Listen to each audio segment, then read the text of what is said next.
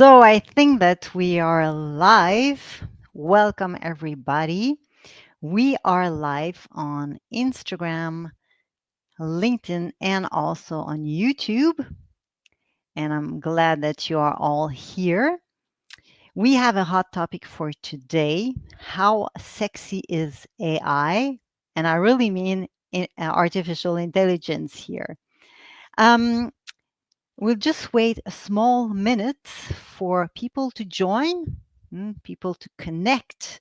I hope I'm connected also to all the platforms that I was supposed to be connected to. And for those who are already here, just make sure you have pen and paper. One sheet of paper is enough because we will do a small exercise later.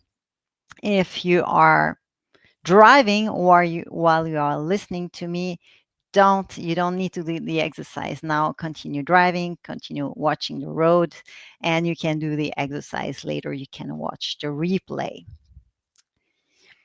So welcome, it's an official welcome this time to this live on Instagram, LinkedIn, and YouTube on the topic of how sexy is AI. Just in case you don't know me, I'm Caroline Gregoire, and I love helping impact driven leaders find meaning, clarity, and joy at work so that they have the time and the energy to live their life to the fullest. I do so in English, French, German, and Swedish.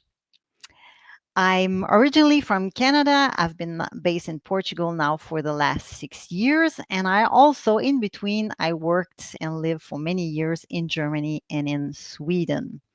I have a background as an actuary, and I worked for more than 20 years in the insurance and reinsurance sector in various leadership positions and very often in international environments. I now work as a coach, mentor, trainer, and keynote speaker. And I focus on topics like communication, resilience, leadership, your work life equation. And since last year, I'm very proud to say that I'm Portuguese vice champion in figure skating. So let's dive in. And I invite you to participate to this live today. And I would like to ask you, if you think about sexiness, what are qualities, what are criterias that you would think about if you want to rate whether something is sexy or not? So I invite you to share in the chat. Let me just check where it is here. Okay.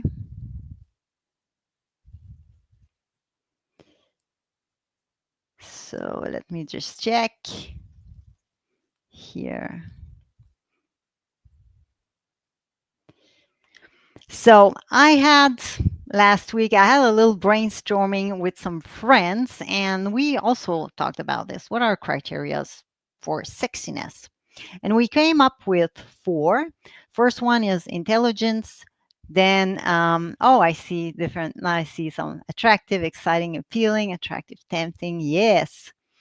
And we came up with four things. I see exciting too, Michelle. Um, with intelligence, we like it. Somebody who's intelligent, we find it sexy. We thought about confidence, a secure sense of self, of course, the appearance. And we also said, oh, there's this little something special, like kind of a uniqueness, something that's difficult to describe. So so there's no doubt of this. AI is attractive. It's for sure. It's very intelligent, especially it's very fast. Sometimes you write a question and you're not even finished. It feels like you're not finished and you already have the answer, and a really good answer. What I especially like is that sometimes I get like a bit of a dry answer and I just write, oh, can you write it in more motivational language? And it just does it right away. And I find words that I like, or maybe I wouldn't have thought of this quickly for sure. And because it is this fast, if we use it, especially when we're thinking about our work, because it's this fast, it frees some time. You know, we have more time to think about strategic initiatives, about maybe creative discussions with colleagues. We have more time with our staff. So intelligence, yes, it's really intelligent. The name says it, anyways. Now, if we go on the criteria of confidence or a strong sense of self, of course, AI knows what it knows without a doubt. But sometimes I think it only knows what it knows. It doesn't know that there may be things that it doesn't know. So, but if we just look straight at confidence, that's a given as well. Mm.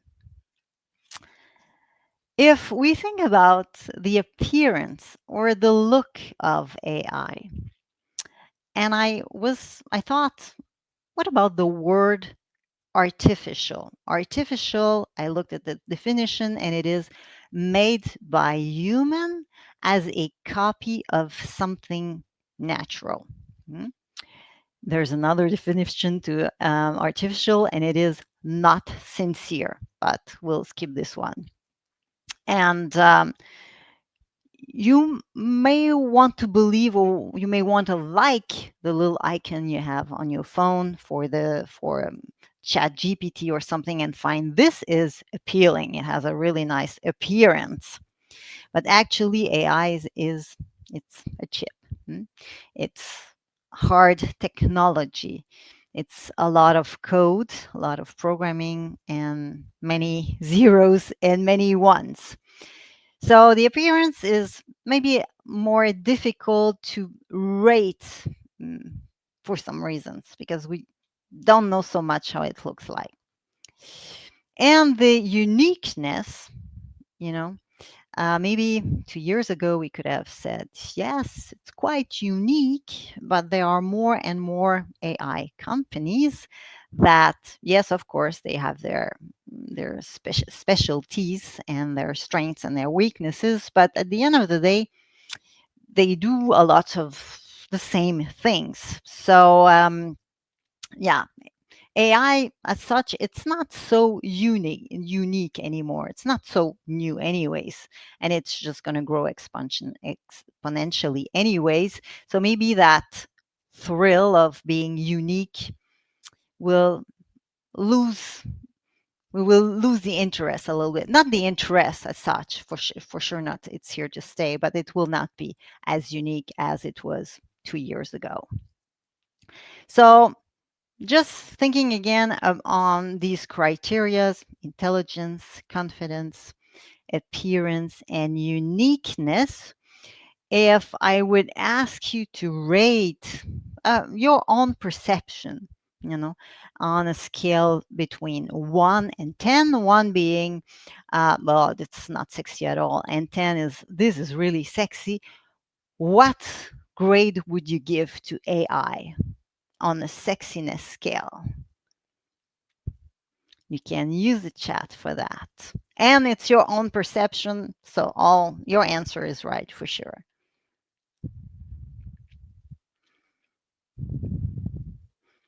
I'll wait for a few answers. It looks as if there's a little bit of a delay between the moment when you write a comment and the moment that I see the comment. Between a 1 and a 10. I see a 6.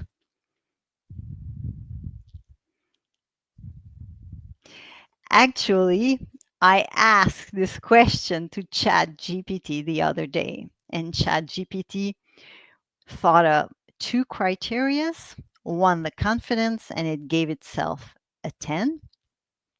And the other criteria, the appearance, it said, well, this is a mysterious 7 because I don't really know how I look like. So just for you as an information.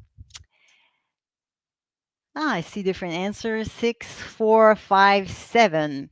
So I think it's kind of sexy when you approach it first because of the intelligence, the speed, because of all the information that we can gather here. But it's not sexiness alone that determines how good a relationship will be or how long lasting it will be.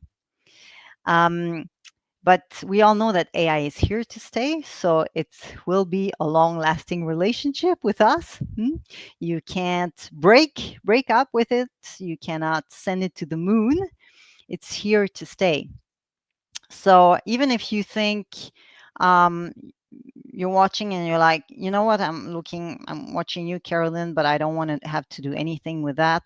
Well, I'm sorry to say, but it will be in your face all the time over the next years because when you look at social media, people will talk about it. You will see some text where you will realize it looks artificial. You will see pictures where you will feel this doesn't look real. You will go on websites. There will be these chatbots. So you will have to have a relationship with it. And that's why I invite you to take your piece of paper and your pen, and we will work on a relationship circle. So if you can write at the top relationship circle, you can write the date, and in the middle, you just draw a small circle and you write me. That's you. Hmm? It's very easy. Then you continue drawing. It was not only this. So you continue drawing. So you make further circles around your me. You can, now for the purpose of the exercise, depending on how big your piece of paper is, you can make 5 circles or 10 circles, whatever you feel like right now. Mm. And then from that, from these circles here, I invite you to think about 3 persons, the 3 persons that come to mind really quickly right now. They can be colleagues, they can be um, people in your family, they can be friends. Just three. Think about 3 persons rather quickly, and then write their names in the relationship circle. So how close or how far you feel they are from you in the middle. This is you, me, and then I've done this. There's somebody here, there's an M there, then there's a E very close to me, and there's another person here. That's what I did. This is how it feels for me. I'm not gonna look at what you are doing, so I'm sure it's right. So now you have a few people here, and I will invite you now to think about AI. And I told you, you have no choice. You will need to have a relationship with AI. So where, as of now, would you put AI in these circles? Or maybe outside the circle, maybe outside the paper, the sheet of paper. Where would that be for you? Like I have mine here, as you can see. So we will leave it like this to start with, and we will come back to this picture a little bit later. So I told you, I read, artificial. The word artificial means made by human as a copy of something natural. So we could think we have AI, artificial intelligence, and next to it, I will call it the human intelligence. Mm. And I will, just for the purpose of the life today, I will split the human intelligence in two and I will orient myself um, with body parts. You will get it. You will get it. And the first intelligence I want to talk about as part of human intelligence is the brain intelligence. I will call it even BI. Did you know that your brain can process 11 billion bits of information every second? 11 million bits of information. But that your conscious mind can only handle between 40 and 50 every second. Still, I think it's a lot. And every day, on average, we have around 12,000 and 60,000 thoughts. It's a lot to process. And according to the National Science Foundation, every day, out of all the thoughts that we have, 95% of them are the same thoughts we had the day before. So it's as if we have a machine that repeats itself every day. And the brain is interesting because it has the two hemispheres. The left one responsible for the analytics, the logic, the number crunching, maybe the rational, and the right one that is responsible for the creativity, the imagination, the arts, and so on. And we may feel sometimes in our life that these are like two polarities that they play with us. You know, one day we think, yes, tomorrow I will start this project and I know it's going to work well. The next day you will think, oh my God, I feel unsure, I'm afraid, I don't know, and then you don't start. One thing with the brain is that a part of it is always trying to protect us, but that's not where I want to go as of now. Because I think it's important to realize that BI, the brain intelligence, is soft technology. That's already in you. It's here already. It's not a chip.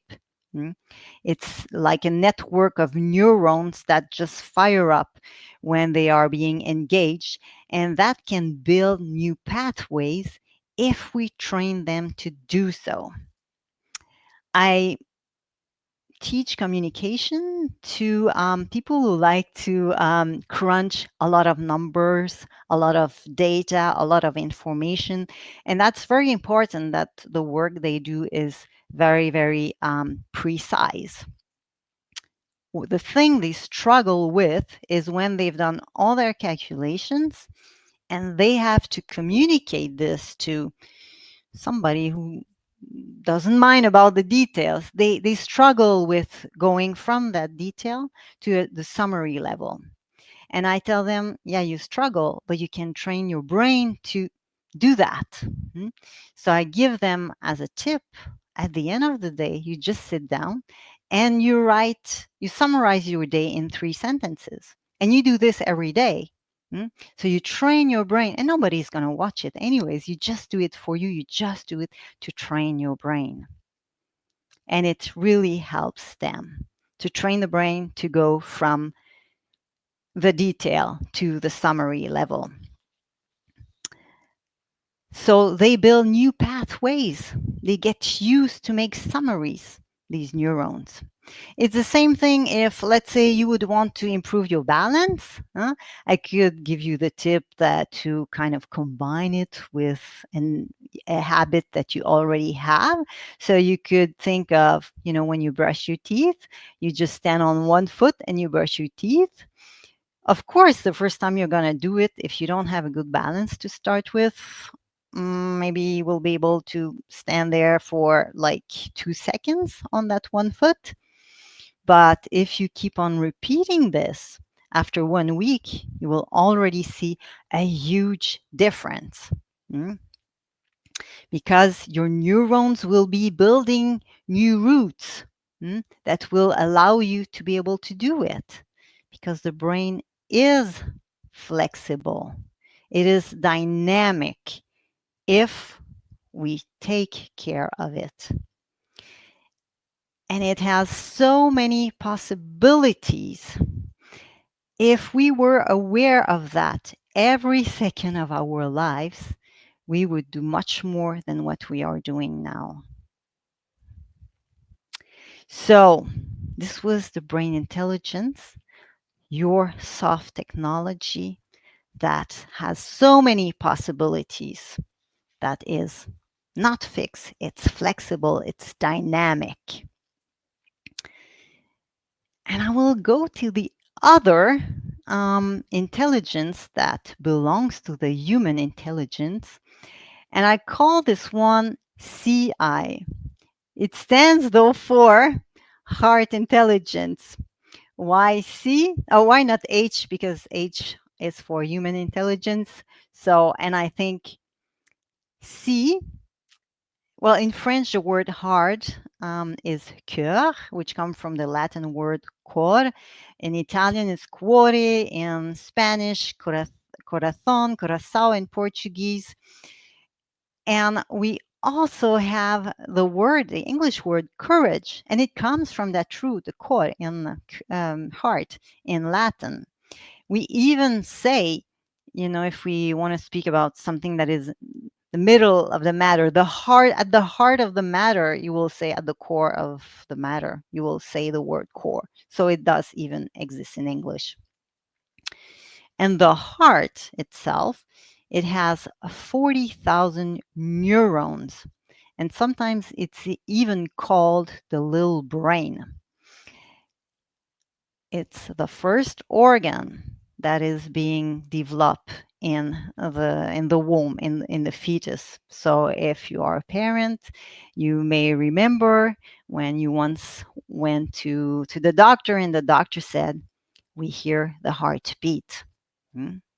And that machine, if we think that, the heart beats about 60 to 100 times in a minute, on over the span of a normal lifetime, we're talking about 3 billion beats. That's a lot. We take this big muscle often for granted. I think it's interesting to know that the heart has its own nervous system that works independently from the brain. Still, it is connected to the brain via nerve fibers. And in that connection of nerve fibers, 90% of it goes from the heart to the brain and 10% from the brain to the heart. And like brain intelligence, heart intelligence, or CI, is soft technology. You have it inside of you, and it has its mysteries because nobody knows how the first heartbeat happens. And also, I guess you have heard, the heart has its reason that the reason doesn't know. I also like CI because there are words in English that start with COM or CON, which is a prefix for with. And I think about communication, conversations, connections, all things that link us, human beings, from a human to a human. When I teach storytelling to people who love numbers and who do a lot of calculations, um, you sometimes want to use AI, and I said, man, you can use it for the story part of it. I mean, you can give a lot of background information, you can share your results, you can share input data, and so on, and ask AI to kind of create a story. Of course, you have to make sure that it fits with the reality, but you can get some help. It's a tool, yes. Still, when you tell a story, you want to move people. You want people to do something with that story. And if I'm thinking of a work context, you could think that you want to convince the board to make a decision, or you want to motivate your team to take action, or you want to lead project members to move in a specific direction. And it's only a human being that has the ability to move another human being. It's a human being that who has to tell the story. And now you may think, oh, yes, but AI can replicate voices, AI can make music. Yes. And I've listened to many pieces, and you know what? It does not move me.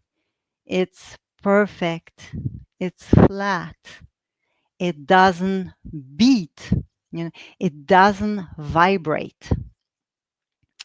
And it is this vibration that we each of us have. We all have our own vibration, and that is the ability that we have to move another human being. And this vibration cannot be replicated, it cannot be put in a chip. It's unique to each of us. And it is as unique as each meaningful conversation that you have with your husband or with your wife. And it is as unique as a courageous decision, maybe to move from one country to the other, or just to change job because your heart knows. Mm? Or it's as unique as a fit of laughters with your best friend for no reason at all, you know? And this uniqueness cannot be reproduced nor replaced. And this uniqueness makes the sexiness of the heart intelligence of CI. And I did ask ChatGPT how sexy is heart intelligence. And I don't know if you want to believe it or not, but ChatGPT said it's a 10 plus. Wow.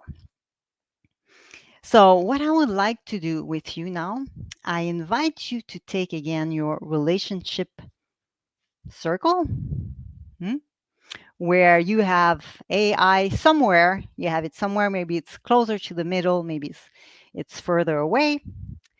And I will invite you to write in the middle here BI and CI, because they're with you.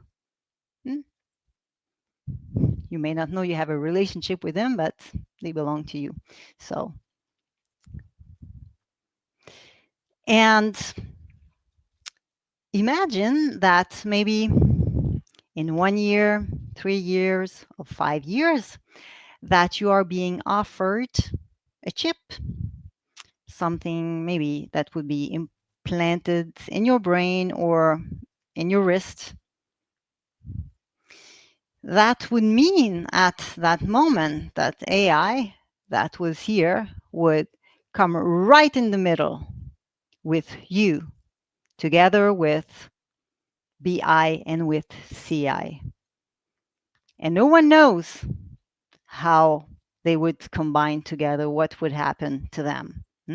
Would BI become lazy and maybe even obsolete? What would happen to the connection between BI and CI? We don't know. So choose wisely the relationship you want to have with AI now and in the future. And in the meantime, I invite you to explore all the possibilities that BI, the brain intelligence, and CI, the heart intelligence, have for you. So have that deep conversation, the one that you've been postponing for months with a with a loved one. Change that one habit of yours that could lead to health problems in the future. Or just let another human being move you. Thank you very much for being here today. It was, I was right on time. Um, if you have any comments, any questions, any feedback, feel free to write them now or feel free to write them later to get in touch with me. If you need support with your team, your communication, your leadership, also get in touch. If maybe you feel a bit lonely in your position and you feel sometimes, I wish I would have someone neutral I could speak with, get in touch. If you're watching this later, I'd also appreciate to hear from you. If you can't stay anymore, I'm finished from my side. I thank you for being here. I'll wait a few minutes to see if I see some questions or comments. Thank you again, everybody, for being here.